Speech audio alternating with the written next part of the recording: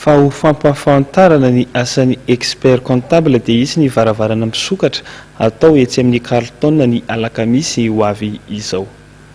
Expert comptable zany dia effectivement karakara journée amin'ny alakamisy 18 ao amin'ny Carlton izy io manomboka amin'ny 7 maraina.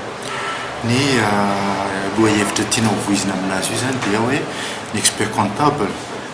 nafantaran'ny olona ny expert comptable hatramin'izay dia manao audit, zany hoe manamarina compte. Nefa mihoatra an'izay hoe fanamarinana compte zay ny expert comptable koa dia afaka manao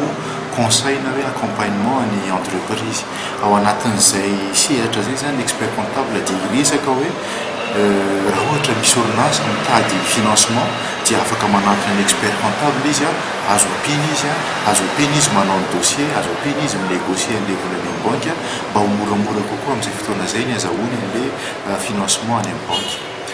Ka raha iverenantsika zany ny journée amin'ny 18 io dia ho avy ao zany ny banque mazava ho azy satria io zany le atsoantsika hoe financement mahazatra antsika hatramin'izay, fa ho avy ao koa ireo financement ataontsika hoe tsy dia mahazatra, anatin'izay ohatra ny capital risque, ny microfinance, ny mesofinance, dia ho resahanao zany hoe inona ny mety ho sakana, inona ny azo atao mba hantsarana an'izay fiaraha-miasa entre ny olona manam-bola sy ny olona mitady vola.